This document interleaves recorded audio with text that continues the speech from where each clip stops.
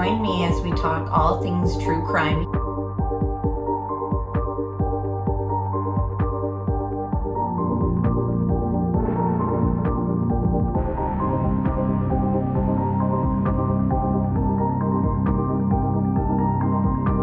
Made contact and shattered. The missing 4-year-old. The parents have called in and the mother has went through a wall, came home, now they can't find her. Chad, where are Lori's kids? They've been missing for 4 months. You have nothing to say? 4 were stabbed multiple times and were likely asleep during the attack. Some had defensive wounds. Most of them had just like one that was the lethal stab wound. Oh, what a tangled web we weave. Once I told a lie, and I told my family, I had to keep lying. What's your, is a demon? We haven't cleared anybody.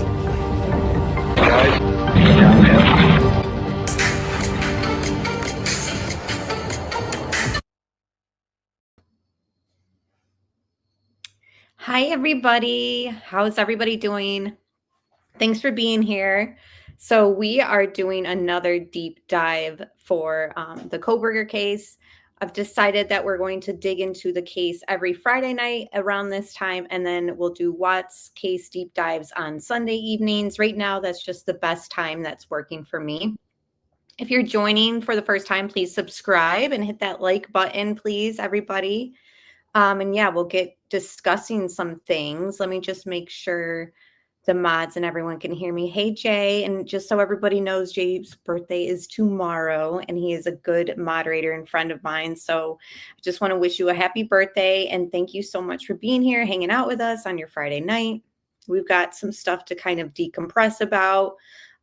If anyone else had sort of a crazy week, just let me know in chat. I was trying to explain it. Hey, Adrian, he's not in the US, and I was just trying to say hey, I was just trying to tell him it's just crazy right now on social media in the US. Everywhere you look, the climate right now is not good. Like, so many people that I've talked to, hey, Johnny, everyone grab a beverage. You're going to need it. I'm sure everyone's already started drinking tonight. But yeah, pretty much, I just want to say I did not expect this week to end the way that it has the last 2 weeks in regards to just stuff in the media and the news and current events. That woman that got stabbed last week, and then now this week, the shooting. And thank you, Jay, for gifting memberships. Really appreciate that. You're awesome. But yeah, of a show of hands, and yeah, welcome to the new members. Of a show of hands with those, there's only like 30 in chat right now. Hey, Delana, how many saw that footage? Like, you just tell me in chat, just say I saw it. And those on replay viewers, just say I saw it. I was just rocking the baby for his nap, had my phone on me. Husband was like, did you hear that Charlie Kirk got shot? And I was like, I don't even know who that is. To be honest with you guys, I don't know who it is. And I just kind of brushed off what he said in a way. And I was like, let me check it out. So he leaves to go to work. And I'm just like, I wish, Brittany, that I hadn't looked. Like, it was one of those things. Good. I'm glad. Okay, Paul. The thing is, for those who saw it, I don't know. I wanted to come on here and just say to you guys, I saw it too. I wasn't expecting it. So he leaves for work. I get on X because it's always the social media I go to get the most current, what's happening at this moment. They always have things quicker than other social media platforms. So I just typed in his name. It instantly came up, and I click on this video. And I'm looking and looking and looking. And then all of a sudden it happens. And I'm like, yeah, it felt like a movie. My brain was like, this isn't real. Such an odd thing. I think we have been desensitized, a lot of us. I agree. Because when my husband was like, did you hear about Charlie Kirk getting shot? And I was like, he's like, do you know who that is? And I was like, no, I don't watch mainstream media, so I didn't know he was on Fox. I don't participate in, political conversations or posts, so it wouldn't pop up, and none of his stuff ever popped up for me, so I didn't know, like, who it was. And hey, Dan, good to see you. I seen his picture and I was like, "Oh, I kind of maybe know," but honestly, I just didn't know who he was. But regardless, it didn't matter. Like, I watched something and then I thought to myself, like, did I just see, like Jay was saying, like, did I just see what I think I saw?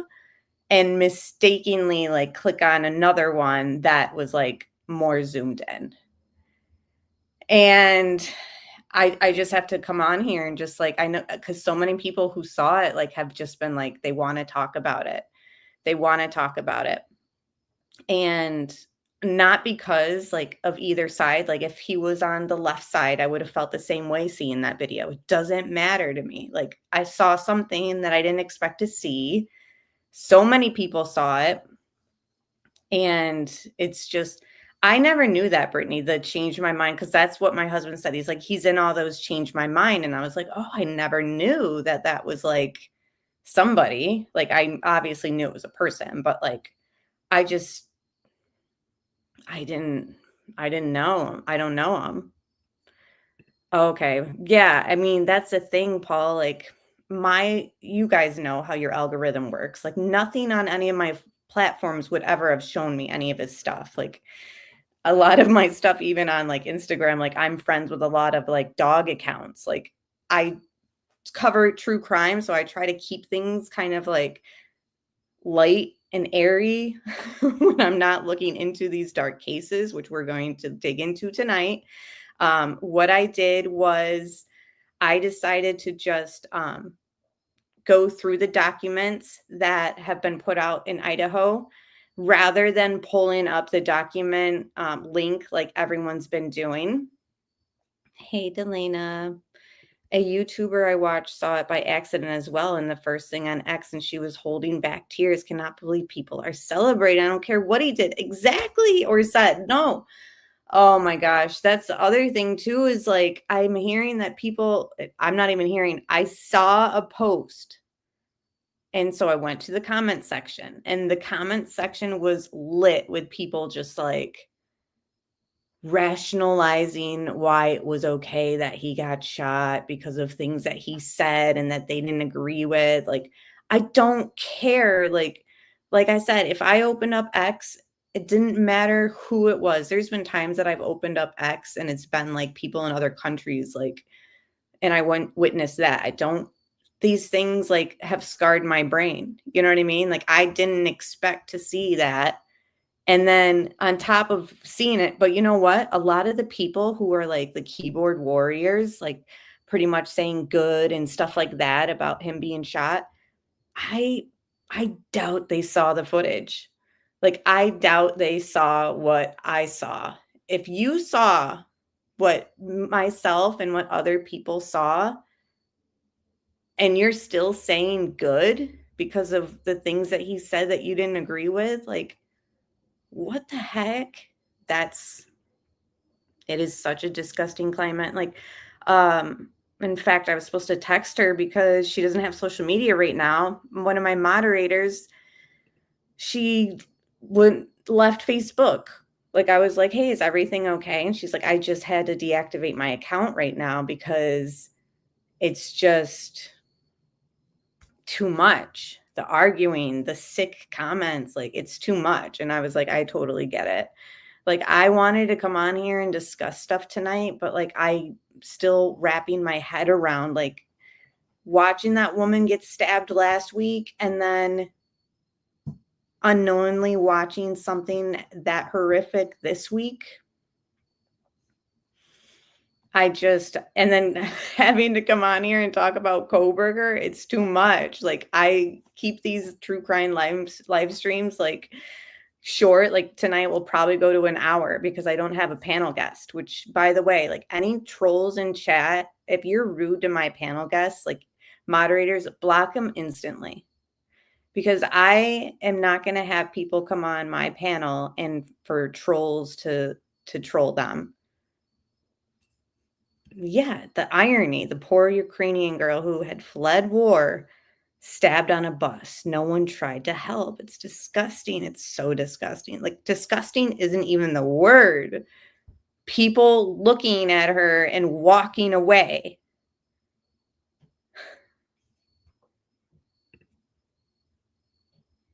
It's all too much. But you know what?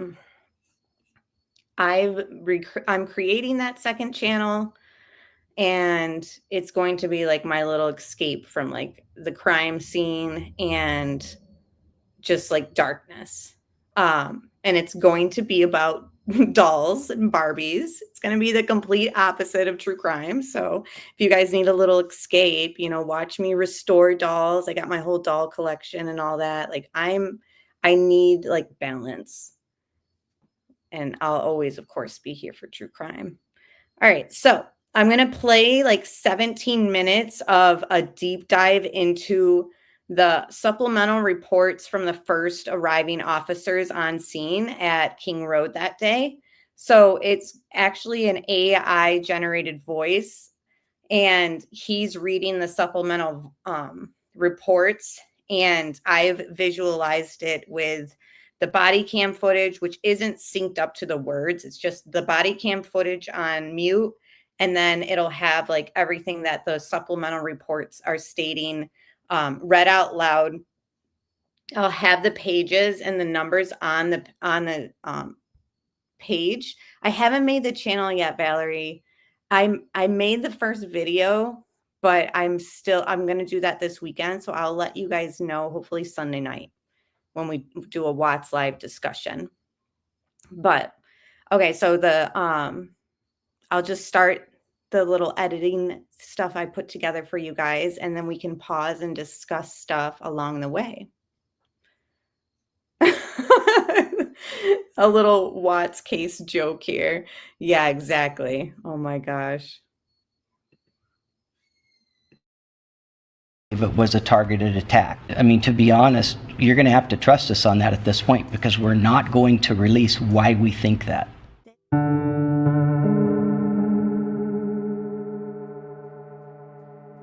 Town. We've had some bigger incidences. 2007, we had an officer shot and killed, and there is no evidence there was any sexual component or sexual assault on any of the victims. Weird porn fetishes, but two of the fetishes were in that room. Drunk, passed out girls and gagging girls. And those are two things that were part of that crime scene. There was some damage around her mouth right here, like somebody had like pressed in and like tried to keep her quiet. For Thompson to say that there was no sexual assault, of course there wasn't. He didn't have enough time. Somebody came up there. Have to also add, not only did Bill Thompson say that there was no SA, which we know that there wasn't, like the autopsies and all that have confirmed that, but hey, Diva Girl, but also he said that there was no sexual component. So it's more than just Thompson stating that there was no SA. Like, yes, as a fact in court, for him to summarize that when he did, Thompson was accurate. Like, there was no SA. But there's experts out there who believe that there was some sort of sexual component here. So you guys let me know what you think.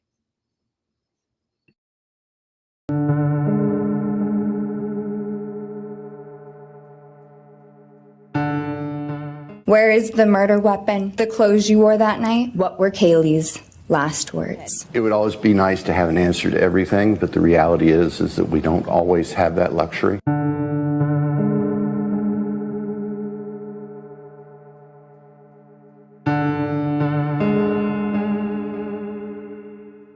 We hope that they picked the right guy. There's been a lot of weird processes, things that were done in a way that are there to help everybody and help the witnesses, the surviving witnesses. I'm just ready for the normal court process and normal justice. Lay it out, transparency. Everybody gets to see what their evidence is, what our evidence is, and then we let the jury members decide what's going to be real. Once trial is here, you need to know for certain that they have the right guy, right? We want this to be the right guy. Studying the case of Brian Kohberger presents peculiar complications due to the lack of trial and plea deal signed by Kohberger. In true crime, opinions and theories are expressed in an effort to shed light on the truth. Unfortunately for some families in this case, the trial and the court process never came. Instead, Kohberger was given a plea deal, possibly preventing that transparency to ever be shown. There is a clear and troubling pattern. Families are left feeling unheard, justice is negotiated down through plea deals, and the public is left with unanswered questions.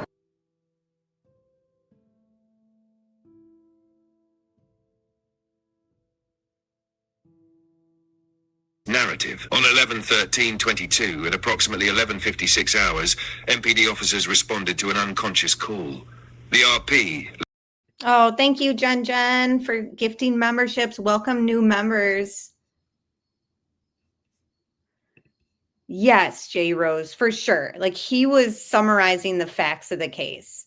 Of course, he wouldn't go into like the theories or what their side believed, but he was always stating that from day one. But in addition to that, I guess like the whole context of Steve Goncalves being sort of upset by all that is he felt like they minimized the crime by like sharing that over and over. Because like, yeah, you're right. Like you can't go into theories. Like he's just stating the facts. But I think in stating the fact that there was no SA, like him saying that there was no sexual component, like Jay said, like, and a lot of people agree with, like, it was sexual for him. He got off on the idea of inflicting pain, which is backed up by his porn searches that was found on his phone. So, which is a fact, like that's not just speculation or theories. So I think like it just kind of is supposed to play into like the whole idea that they have minimized this crime to kind of like soften it and like sensationalize it, but at times they try to like minimize it. But that's just my opinion. But that was sort of what Steve was getting at. So you'll see the page that the AI is going to read from on the screen, and then it'll play along with the body cam. And then it's pretty much every officer's supplemental reports that you see arrived that day. Later identified as redacted, reported her roommate was passed out, not conscious and not breathing. As I was preparing to leave the station, Officer Nunes, who was already on scene, advised of a likely homicide and asked for additional units. While I was en route, Nunes advised he had located 2 additional victims. The victims were later identified as Kaylee J. Goncalves, Ethan J. Chapin, Xana A. Knodel, and Madison M. Mogan. Moscow EMS was asked to stage around but not respond to the scene unless requested. Upon arrival, I saw Redacted crouching near the entrance to 1122 King Ardid. Redacted was in obvious Redacted. I entered through the first... I do have to say, like, this read it word for word because I made sure that it aligned perfectly. He does, the AI does mispronounce their names. So sorry about that. But I've heard mainstream media reporters mispronounce their names who have been covering this case the entire time. So I think it'll be okay a little bit. Floor door, which faces north towards the parking lot. I announced myself as a Moscow police officer and heard Ofgar and Nunes and Warner respond from upstairs. When I got to the second floor, I saw a female covered in blood in the bedroom on the NW side of the second floor. I believe this female to be Xana. I looked inside the bedroom Xana was located in. Xana was obviously deceased. There was blood smeared on various items in the room and all over the floor. There was blood cast off on the walls in various places, including above Xana's body. Xana was on her back on the floor in the center of the room with her head towards the west. Xana was in her underwear and a long-sleeved grey shirt. Both her shirt and underwear were covered in blood. Xana's face and body was covered in dried blood. I could see what appeared to be defensive knife wounds on Xana.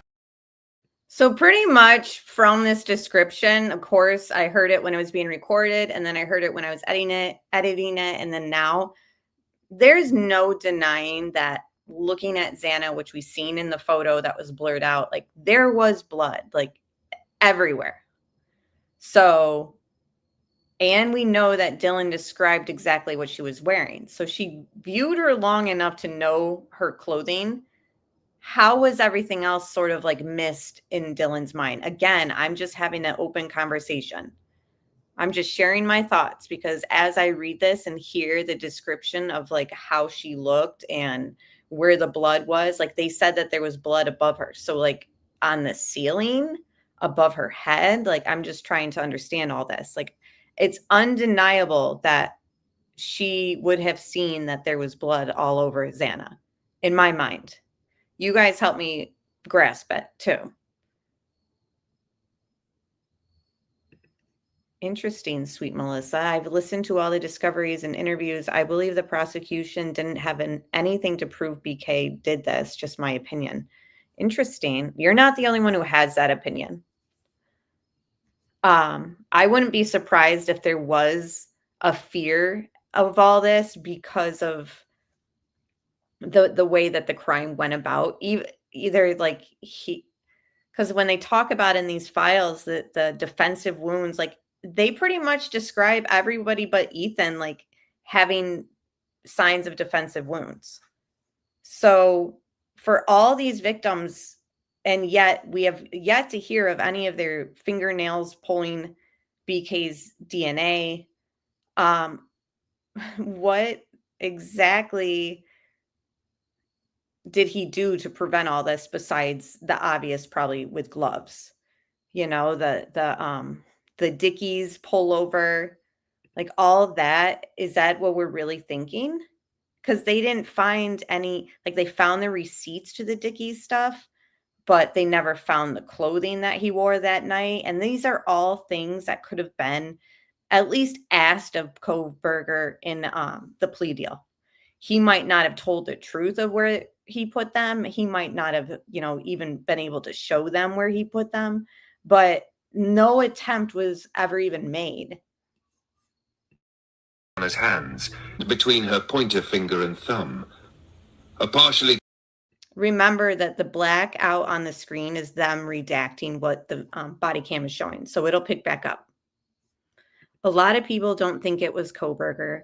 I'm right now, like, I think it was him, but I'm still like, this stuff just doesn't make sense. Like the theory that we've been told, which obviously has bounced around so many times. So there was a stalker, there wasn't a stalker. Then the information that we've gathered so far, there could have been one. Doors had been left open. Kaylee had mentioned something. So it's just all the narratives and having no motive. Like that's the other thing. Like he might not have been able to tell the truth on like why he did this and what the motive was behind it, but there was no attempt to gather that information. But yeah, all opinions are welcome here because I'm somebody who's very open-minded. I do think that Kohberger is involved. I just think, I'm open to all theories involving this case.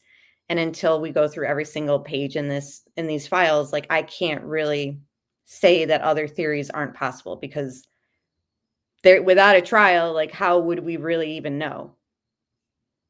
Which was all done by design, in my opinion. Right. That's how I feel. Other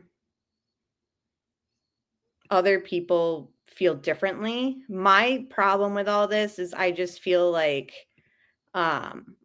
certain things about the state's story and where they were coming from, like just doesn't add up. Like for right now, like they are victims in this, but I have so many questions about Dylan. Like I can't help it.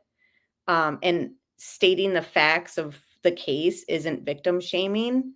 It's trying to understand like the way that this officer is describing what he saw on Xana, blood all over her face, etc. I'm just trying to understand Dylan leaving her room, seeing her there, acknowledging her clothing, acknowledging she was laying there, but then not saying anything. And even the next day, they claim that she was passed out. How could she have looked passed out? Yeah, I think so. I think the Dylan aspect, I think could be she was on drugs. yeah, something feels off. Like when I'm given a theory or like this is what happened, quote unquote, and it doesn't seem to be like sitting well, I guess, like something's off, I feel. Yes. Really? Yeah. I and the thing is too is I want to like look into the case deeper with other people's opinions and I will kind of pop into certain chats, but I don't want other creators like opinions altering my own perception of these files, so I really just want to go through it with you guys. Yeah, maybe because she was afraid. And I attribute that to also possibly being on drugs because she also the thing about being too afraid is like her on social medias and stuff like down in Bethany's room after like if you're really afraid like how are you popping in and off of your social media? I don't know, it's just something's very weird. But afraid, I kind of touched on it last week, is like, I feel like she could have maybe been paranoid. Like, if I call the cops and I'm on drugs or I have drugs on me, then I'm afraid I'll get in trouble. I don't know. I don't know. Listen, my daughter told me that there were 10 Dylans at her college that would have handled things just like her, which is wrong way, of course. I just hope this can be used as a teaching tool. You know, like, you're not going to get in trouble if you have to call 911. Was there ever a conclusion about the DoorDash driver seeing BK, or was that debunked? So many people don't believe her. I don't know. I don't see how she could have missed him because it seems like they were like right at the same time. All right, let's continue on. So again, these are the supplemental reports of the person who just got here, describing the blood and all that on Xana. Covered male was on the bed and also obviously deceased. I believe this male to be Ethan. The midsection of Ethan's body was covered with a blanket. I agree. Ethan's head wasn't visible and appeared to be against the bed and wall area. There was blood cast off and what appeared to be arterial blood spray above where Ethan's head was located. I proceeded upstairs to the 3rd floor where I met Ofskin Nunes and Warner. Ofskin Nunes and Warner advised the residence was clear of any additional people. There was a dog belonging to Kaylee in the 3rd floor west bedroom, which has access to a 3rd floor deck. The deck has no exterior access to the ground level. I asked Sybil Snyder to cordon off the area and Ofskin Nunes to start identifying subjects that were on scene when he arrived. I asked OFC Warner to start a crime scene log at the front entrance. Once OF Smith arrived on scene, I asked him to stand guard at the kitchen sliding door, which I later learned was ajar upon our arrival. On the 3rd floor, I went to the... So remember, the kitchen sliding door was open when they got there. There was news reports, which I have in my Idaho documentary, which you can find under the popular video section. There's like 59K views on it. I try to include a lot of the information. And that's the thing about my playlist for this case. Like, we followed it before Kohberger was even arrested. Like, so for those who want to reference things that came out way back then, that would be a good resource, is the whole playlist. But pretty much a neighbor stated in the media that when they walked by, the front door was open. They were walking their dog in the morning. So we are all wondering, like, okay, so the one with the wreath, that was around 9 a.m. So far in all these paperwork, the documents so far, like, I don't have any officer stating that, like, that actually happened, like that the front door was open at 9 a.m. But it's interesting that that neighbor stated that. Like, was that door open with the wreath? That's right outside Bethany's room. And another thing that I noticed in this body cam is, like, Bethany is standing so far away from Dylan. Did anyone else notice that? Like, at first I didn't really pay much attention to it, but like looking at it over and over, I was like, wow, she like she's all the way by the pole. And I'm sure she was terrified, but it's just weird to me that she isn't like arm in arm linked with Dylan. Like, to me, it's sort of strange. That's just my opinion. I would like to know if what that neighbor saw that morning, I'll see if I can find that clip while I play this, was accurate. Because he said, I was walking my dog that morning. I highly doubt he would be walking the dog in the back where the sliding door was open. Bedroom, where Lopez, Nunes and Warner advised they found 2 females, whom I believe to be Kaylee and Madison. Both females were obviously deceased. I observed Kaylee lying on the north side of the bed and Madison lying on the south side of the bed with their heads towards the east. Kaylee and Madison were covered by a pink blanket, which was covered in blood. There was a large pool of blood near Kaylee's midsection. There was blood cast off on the east and north walls above Kaylee and Madison. Madison appeared to be laying up against Kaylee. Madison had what appeared to be wounds to her forearm and hands. I also observed a gash under her right eye, which appeared to go from the corner of her eye to her nose. Kaylee was unrecognizable, as her facial structure was extensively damaged. I asked Officer Nunes to close the door to the bedroom so the dog did not try to disturb the bodies. Other than that action, MPD patrol officers left the scene as it was found. Okay, so did you guys hear that? Oh, good to see you, the purple one. Thanks for being here. It's possible, Violet. I don't know. I just thought that was weird. Didn't catch it like the first time I watched this, but like, yeah, she's like all the way by the light post or that electrical post. And Dylan's like not near her at all. I don't know.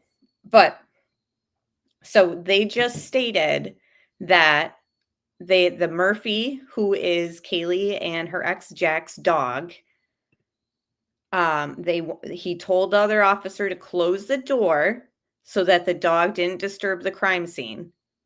And he said, other than that, we left the scene as is, like as same way as when they arrived. So to me, that means that door was open when BK left them. And I haven't heard so far if it's explained how Hunter found that door. Does anyone know? Because so far in these first few pages, like they haven't touched on like when Hunter got there and went upstairs to check on the girls, the door was open or closed. I'll have to re-listen, but I don't know.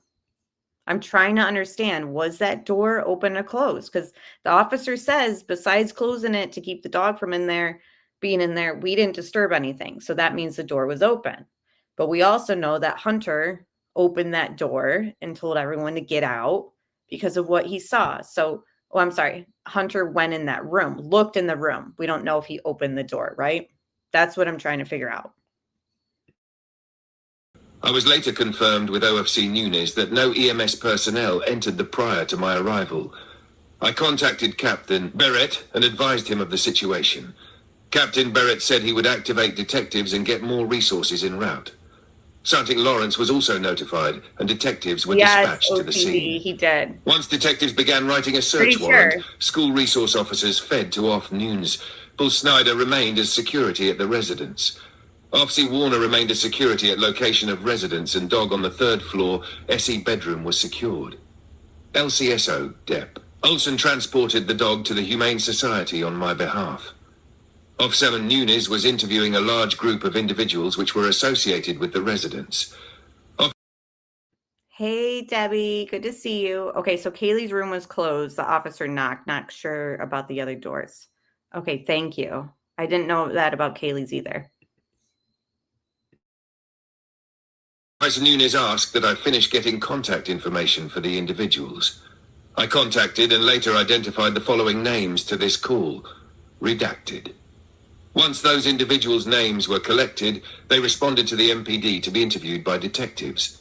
I assisted with a canvass of the area and was assigned the southernmost apartments at Redacted Queen Ardy. I contacted the residents following apartments whom claimed they didn't hear anything. Redacted and redacted.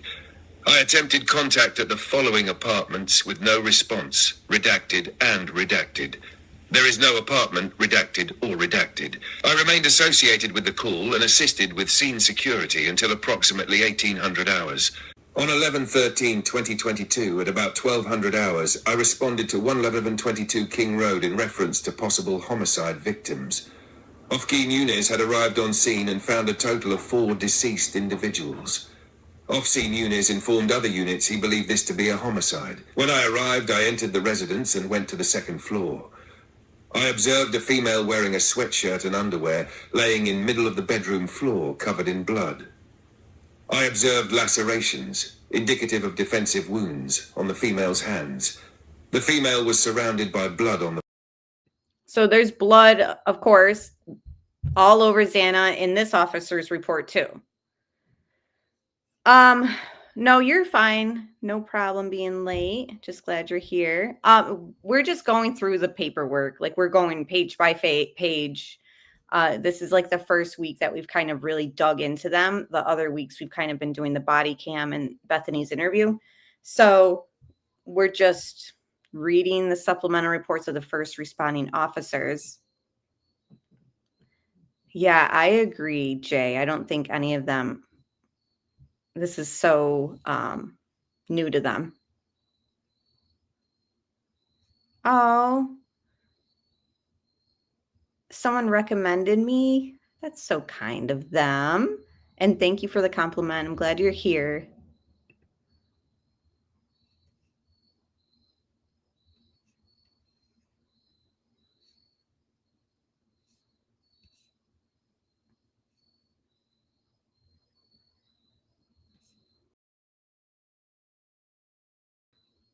Can you guys hear me?